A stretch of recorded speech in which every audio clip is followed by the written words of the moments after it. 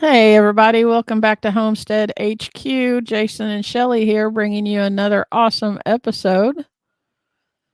Hey, everybody, welcome back. Today we'll go over one of our sponsors. One of our sponsors for the show is VacMaster Fresh. You can use the coupon code Homestead to get 15% off your order. And they make chamber sealers, they make knife rolls, a lot of butchery stuff. So click on the link. The link will be down in the description below. Use it to get 15% off your order.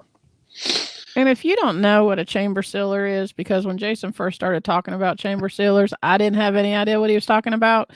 If you don't know what a chamber sealer is, it shrink wraps. It's like the kind of like the food saver thing, but on steroids and does a much better job.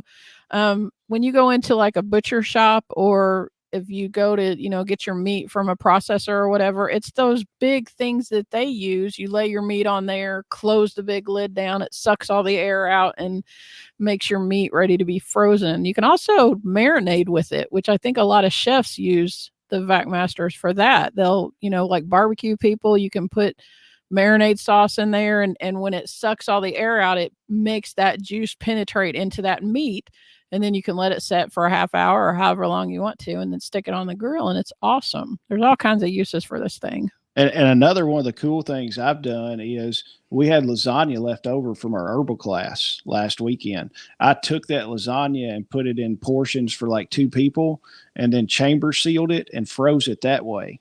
And then what you can do, and I've done this with brisket and pork before, you take it, put it in there and chamber seal it in the bags, freeze it. And then when you want a meal, you can take it and drop it in a pot of boiling water and let it boil for 20 minutes or so. It thaws everything out, warms it all back up, and you don't lose any of the juice or anything.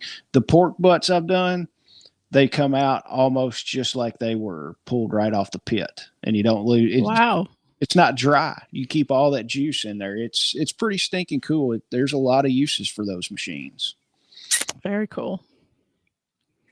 What's new on the homestead? Our homestead happenings. So, really, honestly, there's not a lot new on my homestead. There's Randy and I went out of town this last weekend. We went and spent the weekend with his brother and sister-in-law and stayed on the lake with them and just had a good time relaxing and all of that kind of stuff. It was good seeing them.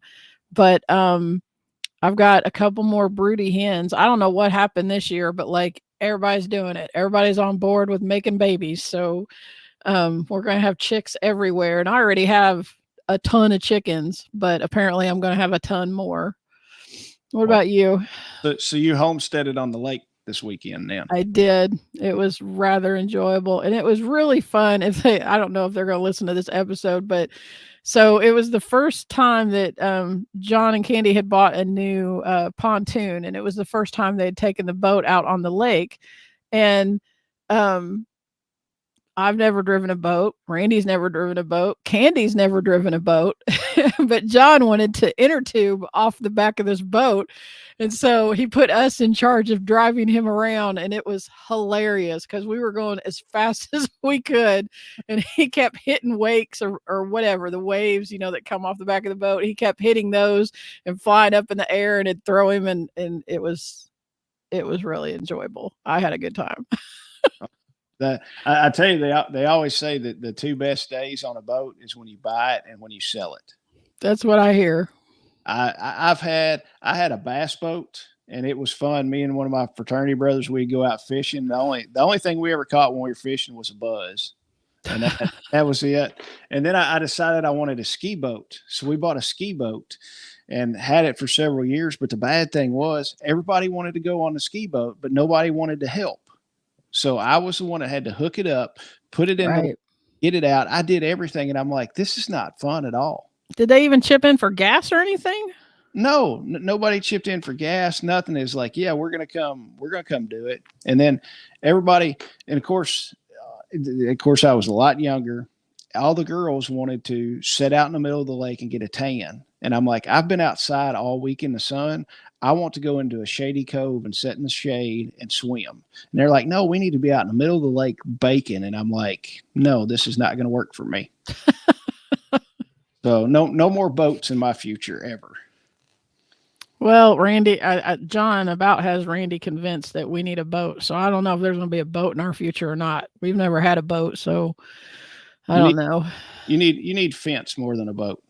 Oh, I'm getting the fence. The fence is happening. There's no doubt about the fence. That's happening. I don't know about the boat, but the fence is happening. What's the update on the fence? Well, it's raining like crazy. So we still haven't got all the posts pulled. And the last time they were out there, I don't know if I told you this, but the last time they were out there, Jessica got into a nest of deer ticks. Ooh. And they were literally all over her. I mean, all up her pant legs, all up her boots. She about lost her ever loving mind. So she came up out of the field at that point, and so they're supposed to come back over and finish that. It hasn't happened yet, but we've been getting too much rain, and I don't want my truck stuck down in the bottom of the field. So it's a process. It'll happen. Wow. I don't blame you. I would have come up out of the field if I got in a whole nest of deer ticks too. Yeah, she come unglued. She was like freaking out, texting me, losing her mind. Hey, I even had bug spray on when I came out that Saturday morning, and I still picked 3 or 4 off of me. I felt them crawling up my neck when I was driving home, and I was picking a tick off my neck, and I looked, and I was like, just chuck it out the window. Yep, they're bad out there. Hopefully, once we get it fenced in and we get the sheep out there, we can just let our guineas go out there and do their thing. But right now, they don't really go out there because it's not safe. So, well, there's not much been happening at my place. I've been busy with my contracting business, working, doing that, and other stuff that comes up. But nothing much. I'm rotating the animals around. We're finally getting enough rain, and everything is staying nice and green. Unlike last year. Last year, I mean, it was dry as a bone. Yeah.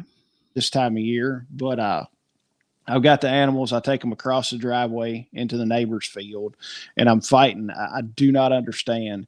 The neighbor's son will go out there and mow. He's got his little shooting range. He'll go out there and mow, and there's a gate. And I mean, the animals are behind polywire, but there's a gate there.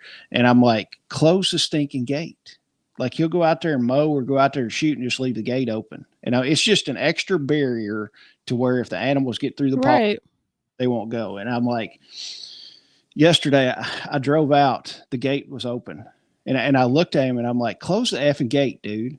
I was like, it's not that hard. And he just kind of looked at me. I don't know if he's stoned out of his mind or what, but he's kind of like, that kind of thing. I thought that was like a farm rule, like everywhere, like everybody knows if the gate was shut and you go through it, you shut it back. If the gate's open, then you can leave it open.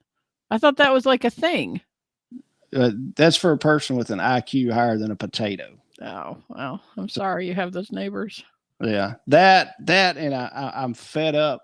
Ginger and her bull calf have got to go. So they're actually up on Marketplace or a couple places on Facebook.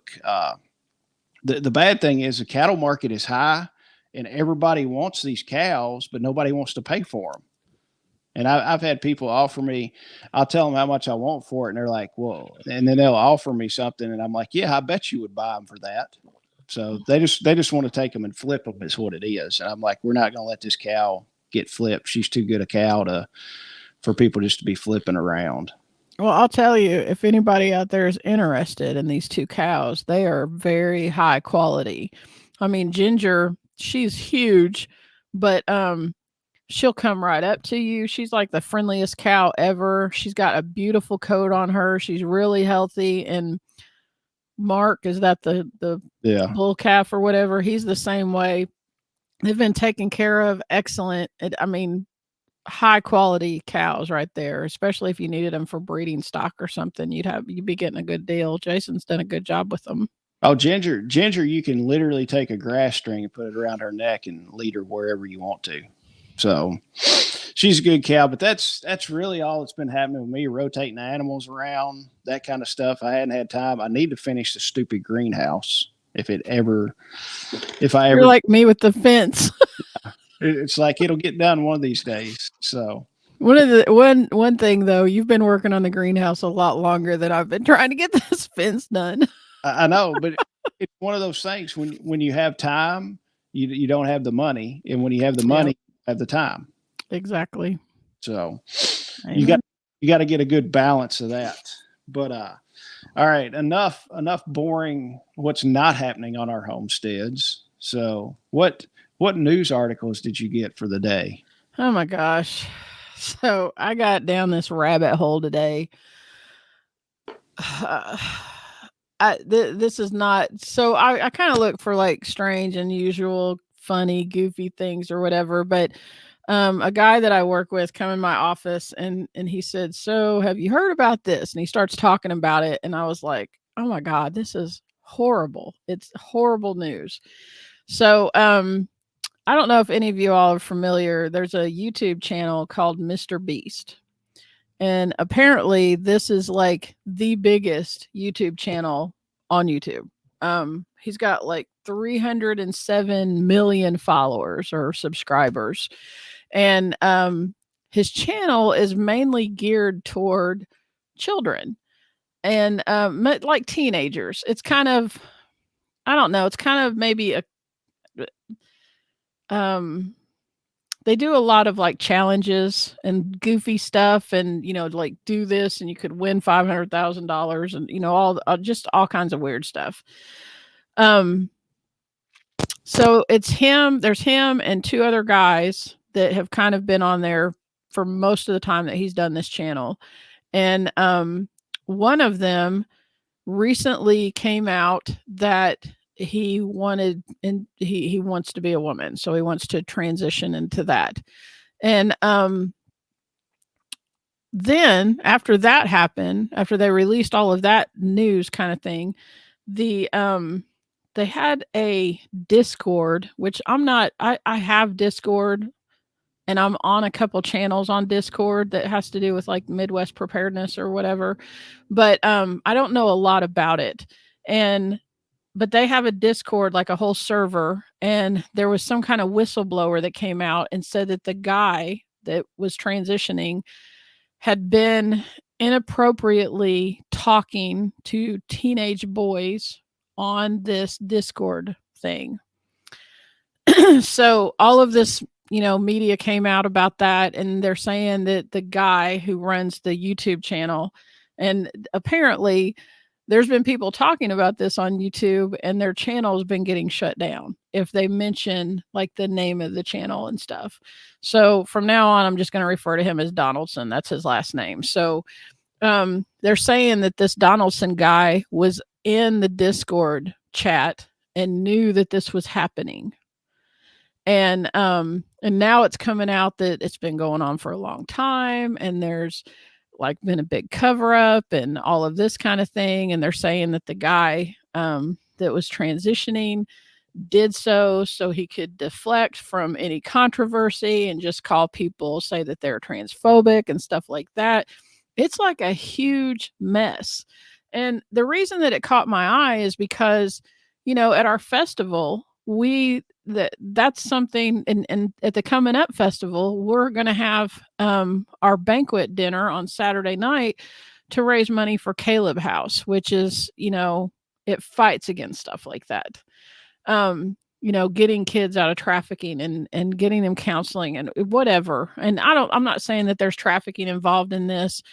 And I'm not even saying that there's been like physical contact, because I don't know, but there has been. I want to say, I feel like this is just the tip of the iceberg kind of thing. It probably is. And they're just they're starting to realize what has been going on this whole time. And it goes to show that it doesn't, I don't know. I don't want to be cynical all the time, but there's been a lot of protection. Even the fact that YouTube is shutting down channels who, show portions of their video or show the Discord chat or, that kind of stuff. And they've been shutting those channels down. They're protecting this guy because he's one of the original YouTubers, that kind of thing, and has made them so much money and all of that. Well, that sucks. Don't protect that. That's evil. I mean, I don't know. It was just really, once I started looking into it, I was like, oh man, Like, Well, why? Why you got to do it? well, they've got to protect it because all the ad revenue and everything. They Oh, can I'm sure. millions of dollars for the ad revenue and all that kind of stuff, and sponsors on the channel and all that. I mean, first, my takeaway on it, first, he's going to transition into being a woman, which AKA you're not going to transition. Now, this is the friend. This Yeah. is not the guy who has the channel. This is the friend. But Yeah, go ahead. this friend, there's no way to transition into being a woman. It's going to be you're a man pretending to be a woman. Right. So, and then second of all, wood chipper is a solution to that problem. Straight up, a huge wood chipper, and the problem's done. Yeah. I mean, the problem's over. I mean that, but I don't know, and that's to go.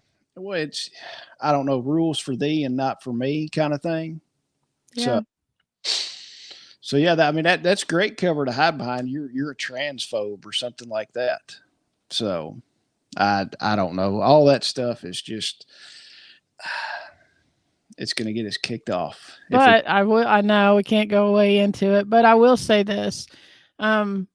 307 million subscribers, and most of those are minors or whatever, kids that follow that channel. If your kid is one of those kids, man, get them off of that. Don't let them be getting on that Discord thing and talking to people that you don't know who they're talking to. And you got to monitor. You can't just turn them loose on the internet because there are predators everywhere. Just don't do it. Well, that, and then one of the things, roadblocks. My youngest one wanted to play roadblocks on I don't know, PlayStation or the Nintendo Switch or whatever, but it's a game. But you can go in there and chat with other people. And there's been known cases of people in there, 30, 40-year-old guys talking to kids. And it's like, you ain't got no business. I mean, doing that kind of stuff. I mean, so we totally shut roadblocks down on that. And then Minecraft is another one.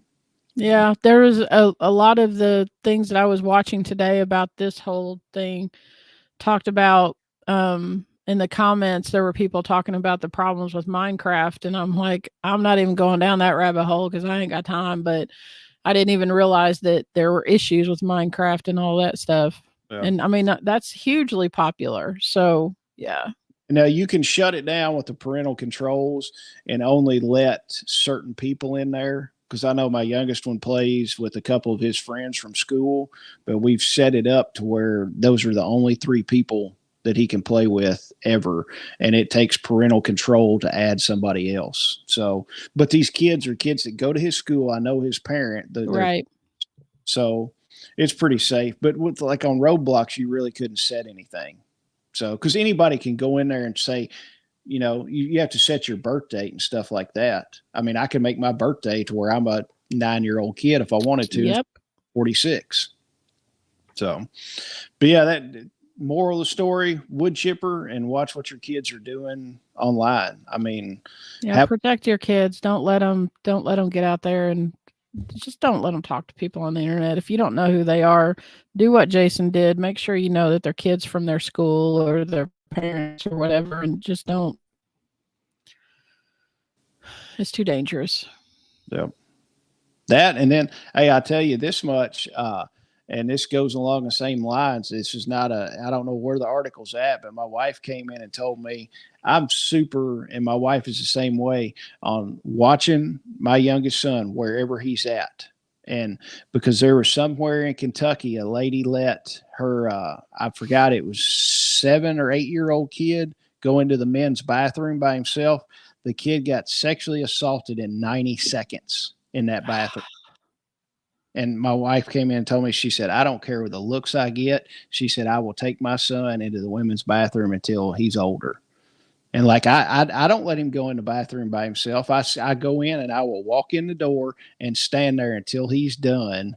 He'll wash his hands and then we leave together. I'm like, I'm not taking a chance on this crap. I mean, my kids do not get out of my sight hardly at all. That's what you got to do. And it's sad that we've got to do that.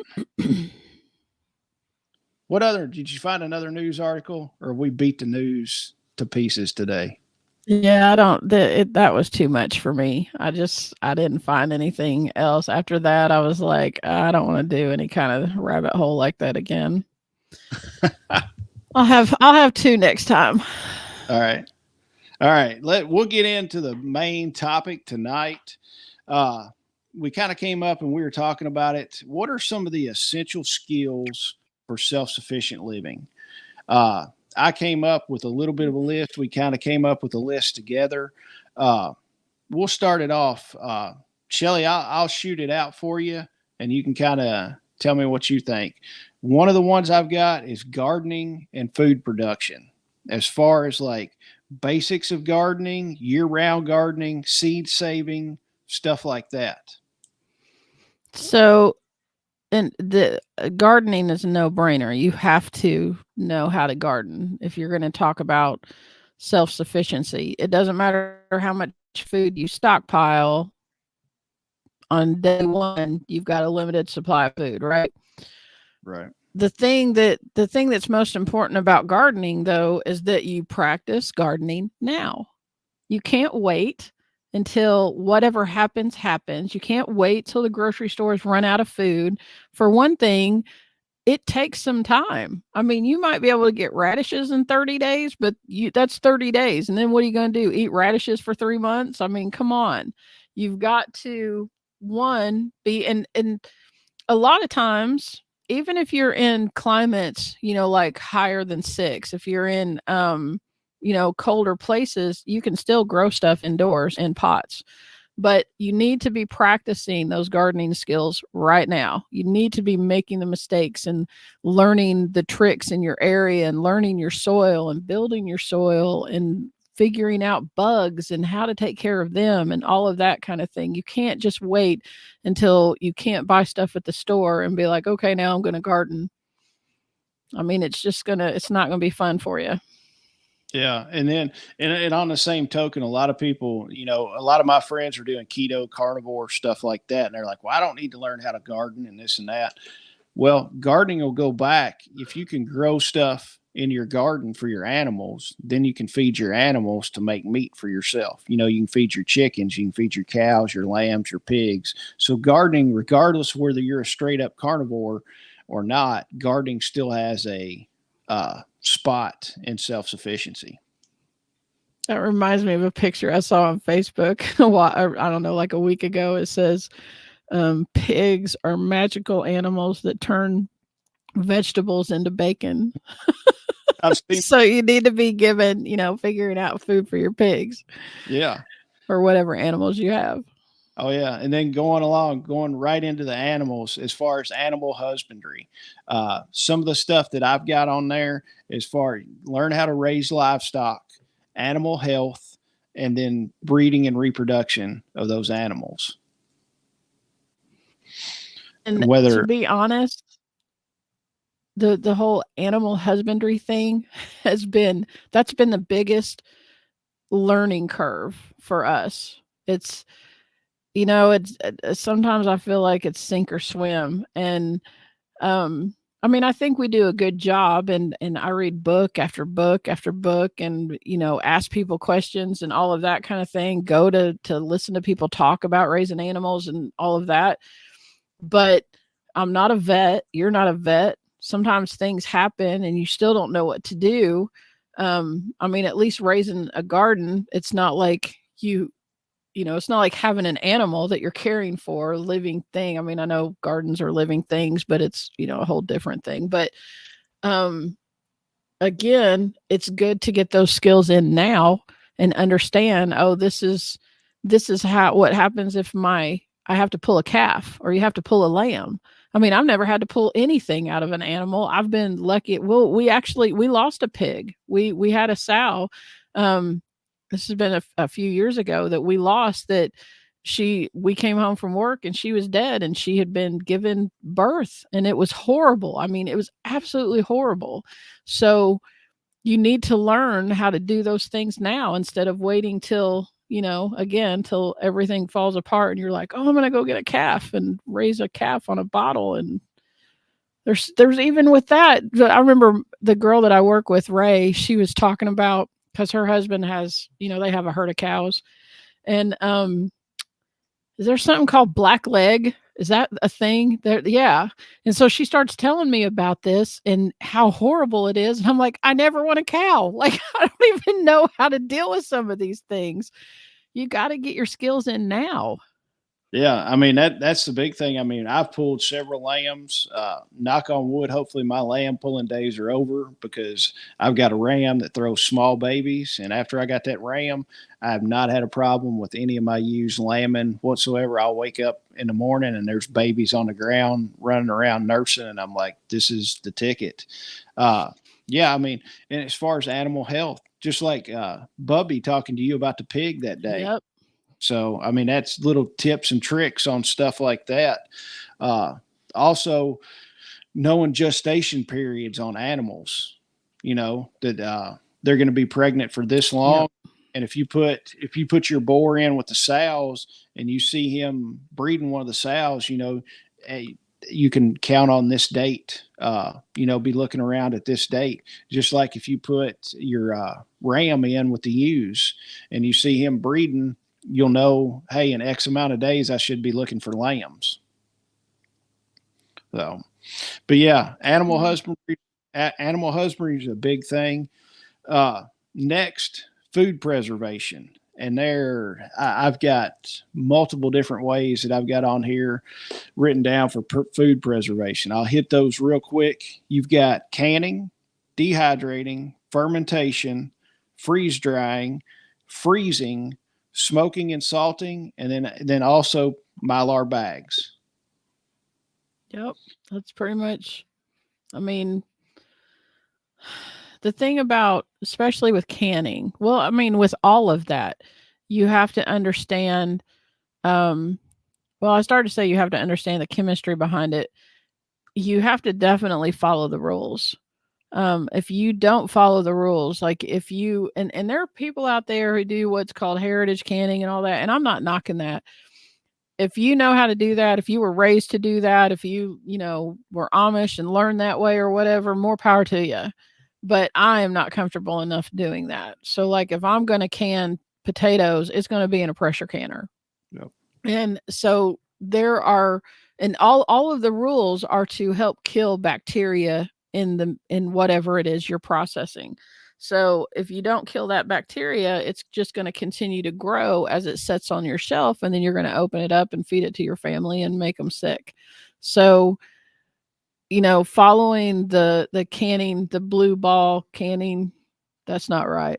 Ball blue book, canning book, following that book and all the rules in that, or even when I've never well, I mean, we have a smoker and Randy smokes, cuts of meat and stuff like that. And he's made bacon before, that's the salting and curing part of it. But even with that, there's still rules about it. You have to, do it properly or you're going to introduce bacteria into your food. Yeah. So get those skills in now while you're able to access all of that stuff. And then you're, good to go if something happens and you can be reliant on yourself. And probably the easiest two for people to get into is freezing stuff and Mylar bag. And you can go, and this will go into one of our next ones. If you know a little bit of butchery, you can buy, if it's not your animals, you can buy whole cuts of meat and break those down. Meat Dad on TikTok will show you how to cut bigger cuts of meat, primals down. You can buy those. I mean, you can buy a whole pork loin and cut it into chops if you want to, and then freeze the individual chops. Mylar bags, you can still buy bulk food relatively cheap, your staples, beans, rice, flour, all that kind of stuff. You can still buy that stuff relatively cheap and put it in Mylar bags. Canning and dehydrating are going to be about the same money to get into, depending on what type of canner you buy and depending on what type of dehydrator. If you go all out and buy an All-American, you're going to be a lot of money as opposed to a Presto. Just like an Excalibur. I mean, you can spend the big money on an Excalibur dehydrator, or you can go to Walmart and buy the Walmart brand dehydrator. So I feel like though, if you were going to like, if you were choosing, if you were just getting into this and choosing between the two, I think that you would get bigger bang for your buck going with the canning route as opposed to the dehydrating route. yeah, for sure. Um, I mean, you can definitely do a lot more food with that, but it's an investment, and I would recommend people because not only you'd have to buy the water bath canner or the pressure canner, but then you got to have jars and lids and rings and all of that kind of stuff, and it takes up space to store it and all of that. But if you start checking out like estate auctions and or just little auctions that they might have in your area sometimes, or even yard sales, look on marketplace, sometimes you can find jars and canning supplies and stuff relatively cheap because sometimes people have their grandma pass away or whatever and they don't even know what that stuff is and they're just like just get rid of it. Look for it there to help you ease the cost of that because it can get kind of pricey. Yeah. And then, I mean, the most expensive food preservation to get into is freeze dried. Yes. I've got a freeze dryer. Those things are not cheap. But if you're really going to do it, I mean, that's the big thing. If you're going to do it and have that thing run, you can save a lot of money freeze drying your own food. And So, you can freeze dry whole meals and stuff. Like you can fix some extra spaghetti or some extra, like have Chinese night or something like that, and then freeze dry your leftovers and that kind of thing. I mean, that's if you yeah, can get one of those, it's a good deal. yeah. I mean, I've got chicken and dumplings that we freeze. Mhm. I've got chili that we've put in the freeze dryer and do stuff like that. I mean, but the freeze dryer, if you're going to use it, it's worth the investment. You can pay for the freeze dryer pretty quick. Uh, Going on, and then right after food preservation is butchery, and that's all the way from like what Meat Dad's showing you, buying a primal from Costco or Sam's, buying that whole primal and breaking it down into individual cuts to save money, and then putting those cuts away. Or that is actually the animals that you raise, taking those, from the field to the freezer. Yeah, I would highly recommend that there at these festivals there's so many people out there that will teach you how to do this. Now, at our festival, you have to have insurance to run a festival. And because of that, we cannot have we can have butchery classes and show people how we've done a pig, we've done sheep, we've done chickens. Um, this coming up fall, we're going to add rabbits to that. And what Chicken. else are we doing? Yeah, we're going to do chicken at the one at the fall.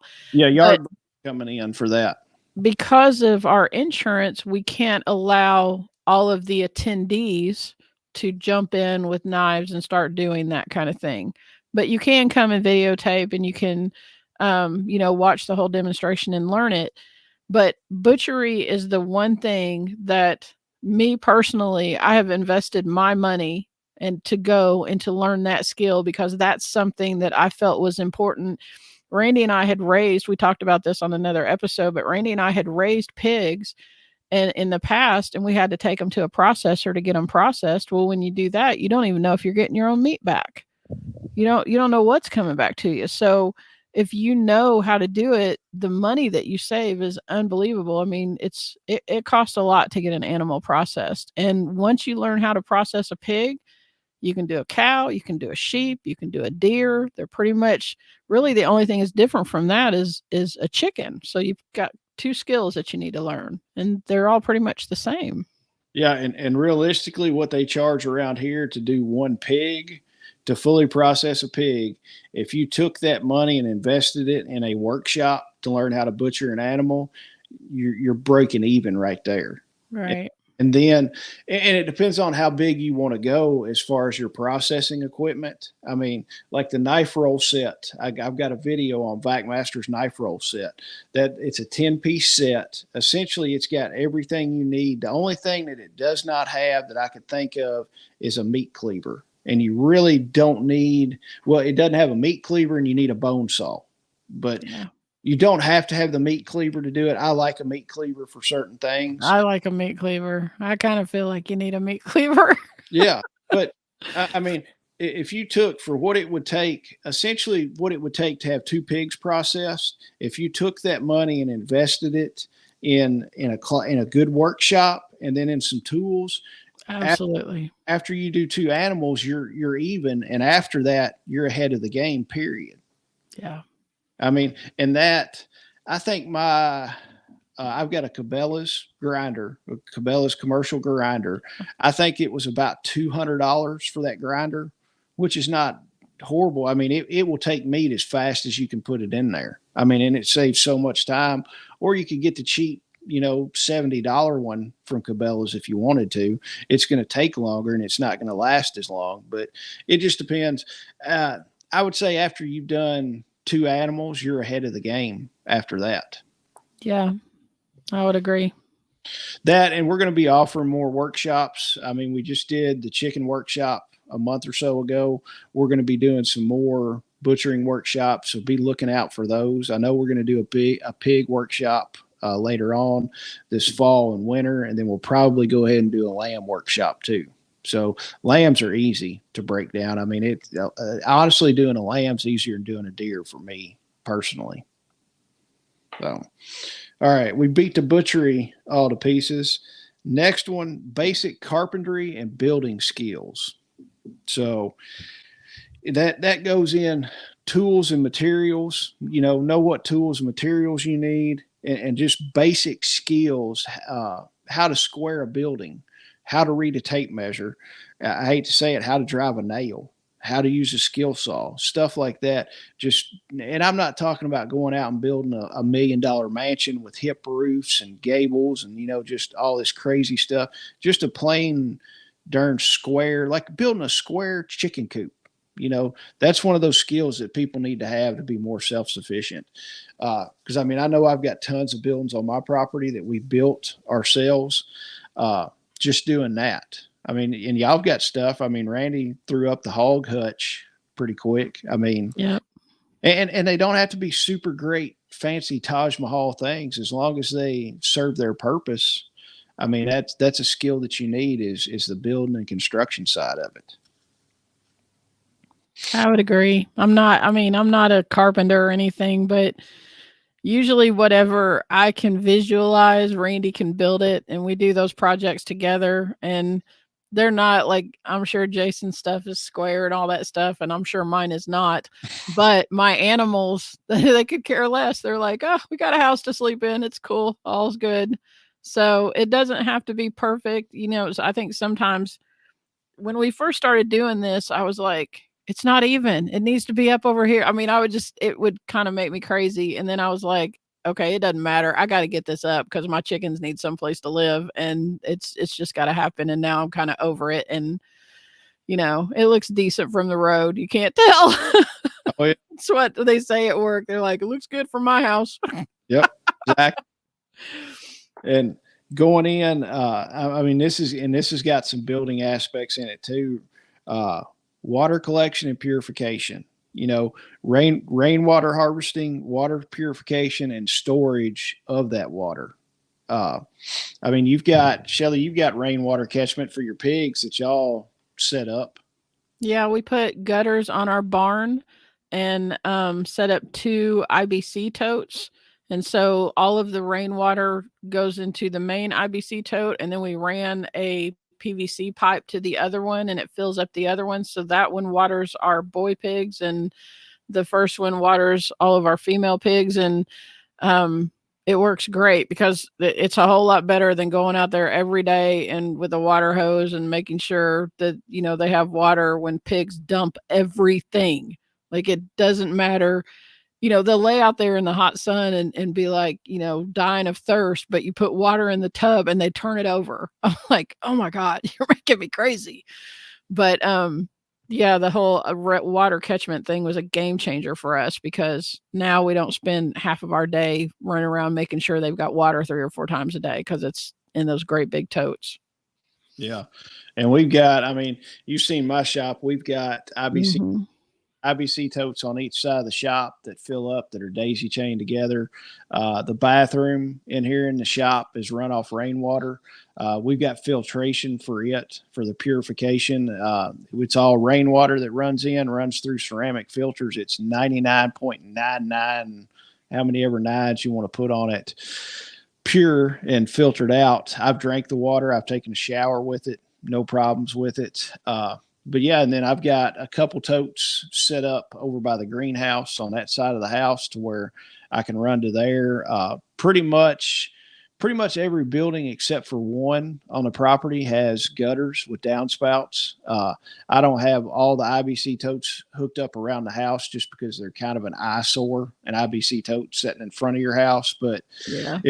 If the balloon goes up in 20 minutes, I can have a tote sitting out there with the gutters ready to go. So it's one of those things, and that goes back to your building stuff. Have the supplies on hand. I've got everything ready to go that I could hook all the gutters up for the house and be collecting rainwater. The extra totes are sitting by the shop and you're set and ready to go. Yeah. So, and then, I mean, as far as purification, have purification tablets that you can purify your drinking water. You can buy those online. Have a way to filter the water, like a Berkey filter or some kind of ceramic filter. Also have, what was it? I forgot. Well, as far as purification, boil the water, filter it first out of, like a coffee filter, something like that. And then you can boil the water to purify it. And you can there's plans on YouTube or online that you can find to make like a Berkey type water filter out of 5-gallon buckets. Yeah. I don't know anything about Berkey. I don't have a Berkey, but you can make those out of 5-gallon buckets. So it doesn't have to be expensive. And then, I mean, storing water, have a way to store a lot of water. Cost per gallon, the bigger the units you get, the bigger the containers, the cheaper per gallon they are. But have everything from gallon jugs all the way up to your 275 or 330 gallon IBC totes. And some people even have bigger ones. I just don't have anything bigger than the 330 gallons just because they're kind of a pain in the butt to deal with once you get over that. So moving on. Next on the list, first aid and medical skills. Medical skills is so stinking important. Like out of this whole list, I think that should be first. Yeah. I mean, I know we need water and all of that kind of stuff, but you need somebody in your group, in your house, in your family, whatever. Somebody needs to have medical skills. You need to go get training. I mean, it's just, you gotta. Yeah. And that goes everything from basic first aid and CPR and emergency response all the way to herbal medicine. So have your basic first aid stuff, have advanced first aid stuff also, and the training to use it. There's great places to get training on any kind of medical stuff. And then also your herbal medicine. I mean, antibiotics and painkillers and stuff like that are going to run out one of these days.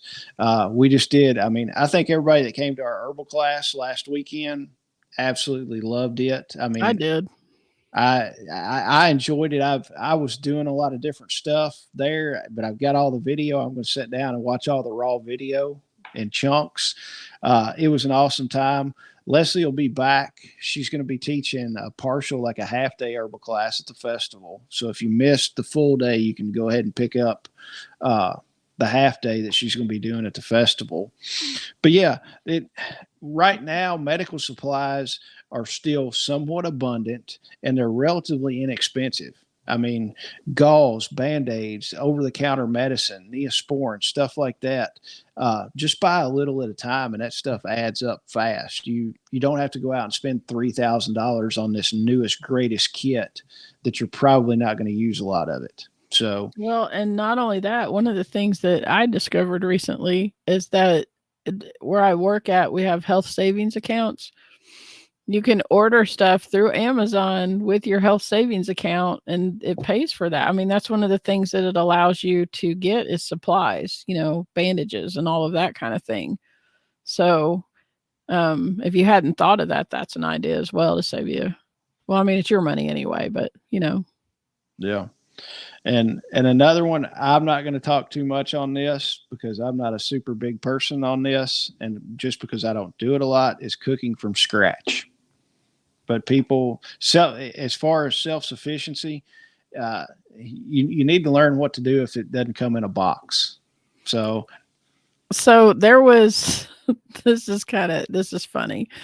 Um, there was a post that was put on it was wave3.com, the news station up in Indiana, and they posted about how back at the beginning of the season it was really hard on farmers because they weren't getting any rain. Maybe they weren't getting any rain or they were getting too much rain or something, but they were having problems getting crops out. So it must have been they were getting too much rain. And so they did this whole news article about it. Somebody down in the comments put, I don't understand what the big deal is when anybody can go to Kroger's or Albertsons and get cans of corn or soybeans, whatever they need to do. What's the big deal? Why are the farmers freaking out? Yep. And I'm just like, you're one of those people that probably don't know how to cook from scratch, probably don't know where your food comes from, obviously has no idea where your food comes from. But there are all kinds of things that, like, you can make your own cheese from whole milk at the grocery store. I mean, Yep. even if you don't have a cow. So you can make your own mayonnaise, you can make your own ricotta cheese, you can make your own sauces, you can even make your own brown sugar, regular sugar and molasses. Yeah. There's so many things that people just don't know. I mean, we've lost these old skills or whatever that people don't, understand how that works. And um hopefully, again, have somebody go out and get medical training, have somebody else that is like your cooking from scratch person, that knows how to do all of those things. You don't have to do all the things. Yeah. I mean, get your mom or your grandma, go spend the Sunday afternoon with them and be like, hey, mom, show me how to cook these whipping cream biscuits. And that's one thing. I grew up, my mother would fix whipping cream biscuits, and those are the only biscuits that I really like. And I'm like, show me how to cook these. And she's like, they're super easy. And I was like, yeah, but you've been doing it for like 5,000 years, mom. It should be super easy. But she showed me how to do it, and I can do whipping cream biscuits, and I absolutely love those things. So it's, go spend it'll be a good time for you to learn. I mean, I wished I still had a grandmother that could show me some of this stuff. I mean, my mom knows how to do all that. And don't get me wrong. I don't cook from a box a lot, but I mean, most of the time my cooking consists of grilling some steaks or grilling some pork chops and just doing that. And I'm good with dinner. So, well, and their food always tastes better than yours. So go learn from them. Go hook up with them. yeah. And going on, renewable energy and power management. This is all you, because I know nothing about this stuff. I'm by no means an expert on solar, wind, water, or anything like that, and I'm horrible at leaving the lights on in the house. So, as far as energy efficiency and power management, I suck on those. But renewable energy, you got solar power. Your big ones, solar, wind, and water. Probably not a lot of people have a lot of water power unless you're living by a stream and you can fix a water wheel. Yeah, a water or a hydroelectric dam. I mean, all these guys. Have you seen these guys on Facebook? And it's always these Chinese guys. They got a little bitty stream and they pour this little like hydroelectric dam and do all this crap. Like crap. No, I've not seen it. Yeah, it's like this crafty panda crap. I'm like, who spends this much? Who spends this much time doing this stupid stuff? Crafty panda, that's hilarious. Yeah, and it's like, okay, but yeah, I mean, probably your biggest one, your easiest one to get into is solar. I mean, I've got solar panels and some solar stuff here that we're getting ready to hook up and play around with, but yeah, renewable resources, stuff like that. That can be a whole topic in its own, and we probably need to cover that sometime. Shooting on with that, basic mechanics and maintenance skills. I mean, vehicle maintenance, small engine repair, stuff like that. I mean, and that goes as basic. I'm not talking tearing down, an engine, tearing down a whole brand new engine and rebuilding it from scratch. I mean, that can be small stuff. Changing your tire, how to plug a tire. I had to plug a tire on my enclosed trailer the other day. It had been going flat for weeks, and I would just air it up, run out for the day, air it up before I came home, and I'm like, I'm done with this. I jacked the trailer up, pulled the tire off, plugged the tire, and it took me 10 minutes to do all that stuff. And I'm like, why did I not do this sooner? But yeah, basic maintenance, small engine repair. I mean, that goes along. How many homesteaders and preparedness people have a generator? Yeah. And you forget, if you run any kind of fuel in there that has ethanol, how many times do people forget to shut the fuel off and then run it until it runs all the fuel out and not leave fuel in there? And then the next time they come back out to start their generator, that ethanol's gummed up in there and varnished over. And you're like, great, now I've got to take the whole carburetor apart and clean it. And you're doing that most likely when it's cold and you have no electricity, because that's why you're getting your generator out. So now you're having to rebuild a generator, probably in the dark. You're freezing to death. And see, I had no idea about that. Yeah. I would have totally done what you just said, because I had no idea that you weren't supposed to do that. Yeah. That, or in all my small engines now, we run non-ethanol fuel. So, but I still go out with the generators and start them about every month to 2 months and let them run for 15 to 20 minutes and just make sure the fuel, everything's cycling good. And that's your pressure washers, your blowers, weed eaters, lawnmower, all that stuff. Just have a basic knowledge of, small engine repair, vehicle maintenance, knowing how to change your tires, stuff like that, how to check the air in your tires, check the coolant in your car, just basic stuff like that. Stuff that dads used to teach their kids all the time. Right. That they don't teach them now. No, it doesn't get taught anymore. But by God, they can tell you how to swing a bat, or they can tell you all the scores, the latest football game. But you send dad out there and be like, hey, I got a flat tire. Dad's like, I'm watching the football game called AAA. It's farmed everything out.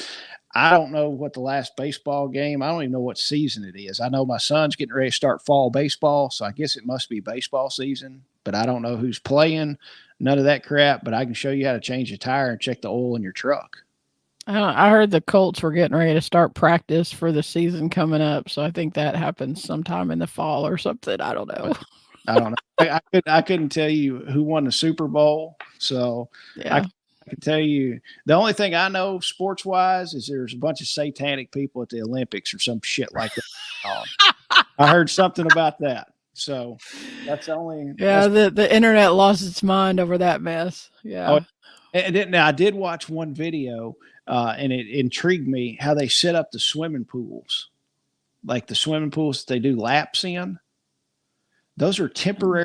There's a company that travels through the world and they set up those Olympic pools to swim in. Like those things are really? Yeah, they knock them down in pieces. Huh? I didn't know that.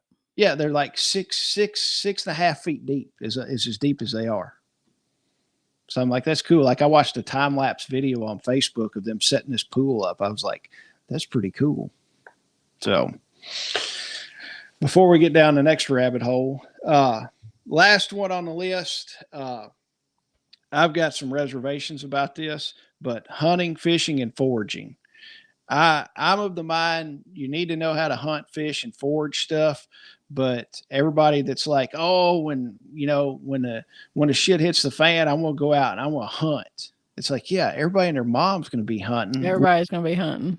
Yeah, look at especially in Kentucky, right? Yeah, look. We hunt. Yeah, look at the Great Depression. I mean, they nearly wiped out all the rabbits, all the squirrels, and all the deer in the United States. And everybody and their mom was out there hunting and fishing and doing. I mean, there's going to be no limit. So people are going to shoot whatever they want. They're going to shoot. It's like my buddy said, buck, doe, or embryo, I'm going to shoot a deer this year. So there's going to be too much, right? It's a skill to have. But in a grid down situation, it's only going to last so long, in my opinion. Yeah, I agree. But now foraging, not a lot of people are going to know as far as edible plants. And this goes back to your herbal medicine, really. Goes back to that. If you know what plants are edible, and especially like what mushrooms are edible and stuff, Yeah. the people that are going out and eating shrooms that don't know what they're doing, they're self-selecting out on life because they're going to eat something that's poisonous, that or have a horrible bad trip on something. Well, and if it's a situation where you have to do that to have food and people don't know what they're picking, they're just going to be like, "Oh, it's a mushroom," and pick it. So I don't know. I kind of think, which I'm not a fan of mushrooms. I don't know. I would really have to be starving to eat a mushroom. It is not my thing. But if there was an abundance of that out there, and like animals were leaving it alone, you probably shouldn't eat it. if like nothing's messing with it, it's not. I wouldn't say it's a good thing. I'm right up there with you. I despise mushrooms. I will pick it off pizza, whatever. Yep. I'm like, I do not eat fungus or whatever it is. I just despise them. So that's the list that we kind of came up with, people. You know what? I got a skill to add. What do we got? Sewing. All right. I think that's a good. So you say, all right, like I ain't doing that. No. But I mean, you need to know. You seriously need to know how to repair your clothes, keep them in good working order. It wouldn't be a bad idea to know how to make clothes, especially if you've got kids and they're growing and all of that kind of thing. But even making quilts and stuff like that. I remember, which I love to make quilts, but I remember my I started saying Meemaw, that's my name. My mammy, she would make quilts and they were always made out of, like those polyester suits they had back in the 60s and 70s, leisure suits or whatever. No joke. There's like, little squares that's made out of that.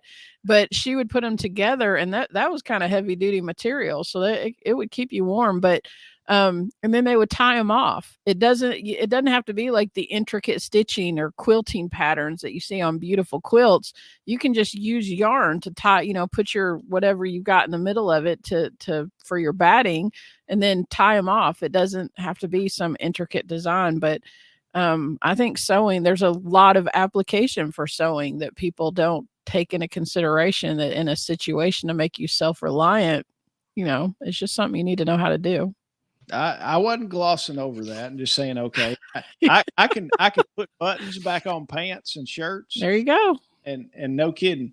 I've got one of my friends looking and she has not found one yet, but I told her several months ago, I'm like, I want one of the old sewing machines that you operate with your feet. The treadle sewing machine. Yes. And she was like, why do you want one of those? And I'm like, just find me one. So she's on the hunt for one of those. I was going to say, you can find them. They have them. Especially all the Amish that live around here, it wouldn't be hard to find one. You could probably get one at the Amish auction next year. Well, I'm going to buy one of those, make sure it works, and then I'm going to put it up in the shop, cover it up, put it up in the shop. So when the grid goes down, I can sew my Amish pants. my tactical Amish pants. There you go. You got to have all them pockets in the side. So what else, Shelly? Have you got anything else you want to put on the list?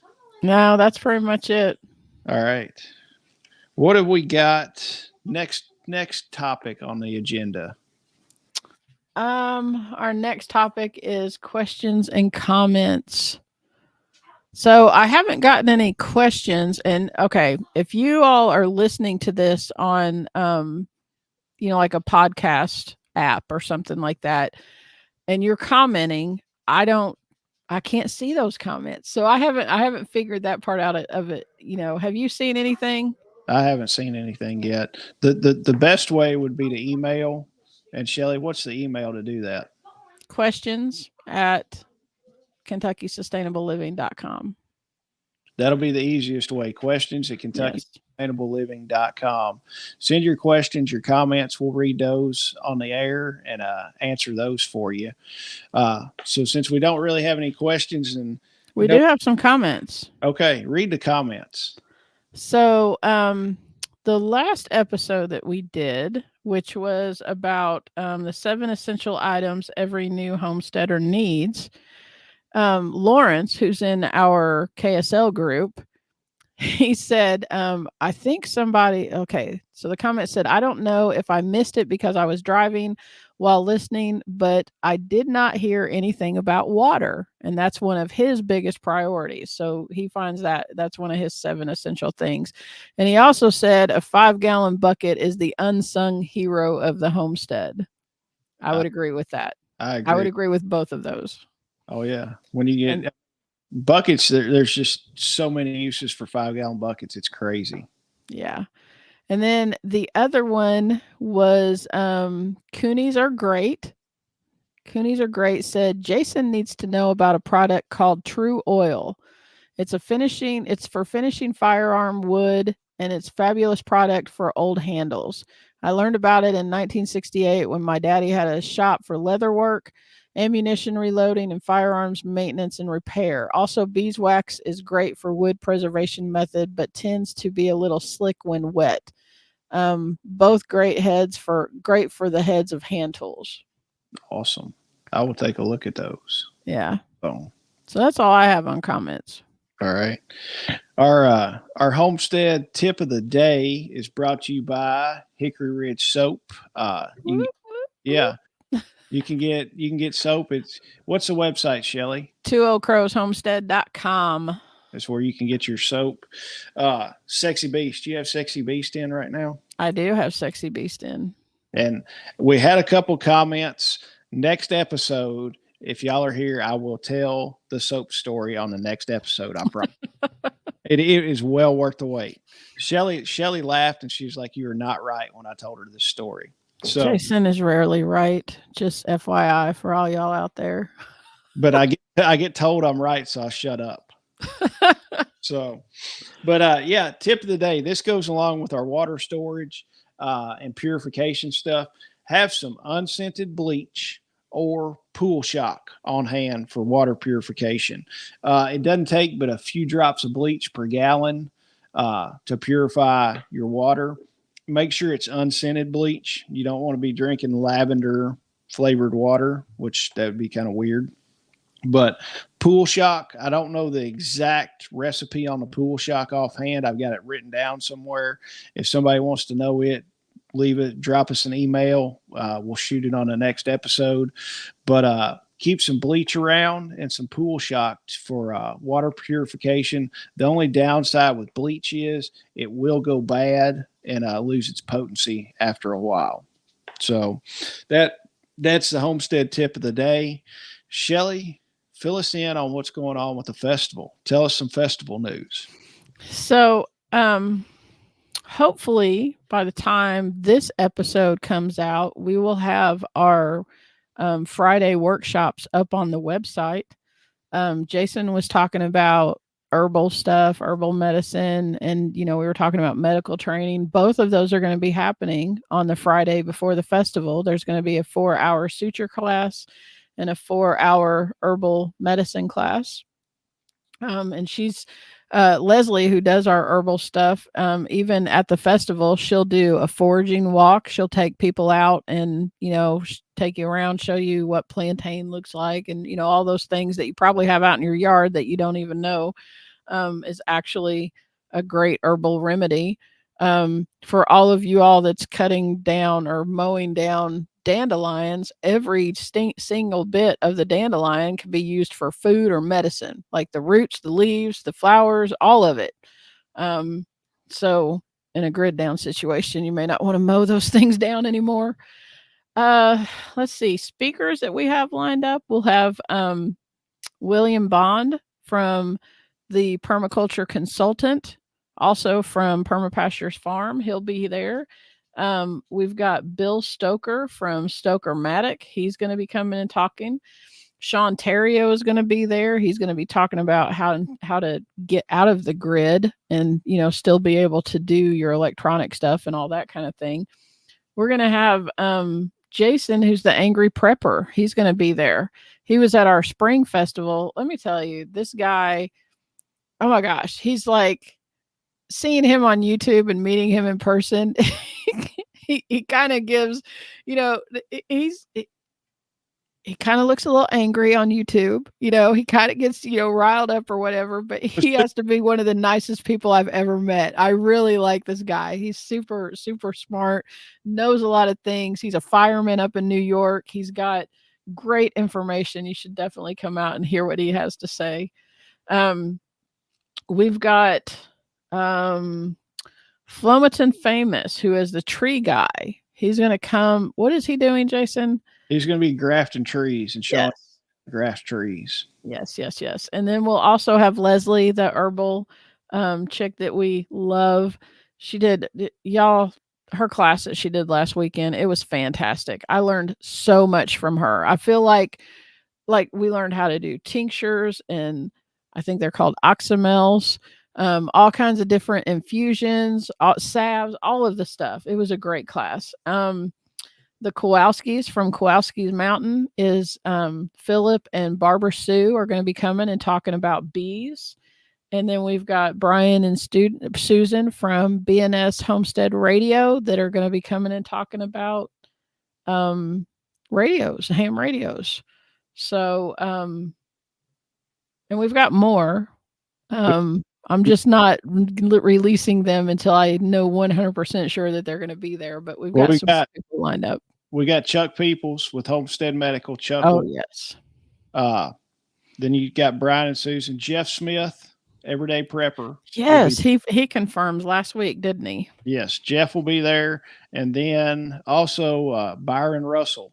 Byron is a former Green Beret, and he is an expert with drones. So he's going to be, Byron's going to be there talking about drone defense and strategies for dealing with drones on your homestead, stuff like that. He's going to have some drones there. So he's a super great wealth of knowledge on that. And then, so is drones on the homestead? Is that like a thing? I've never seen a drone on my homestead. It depends.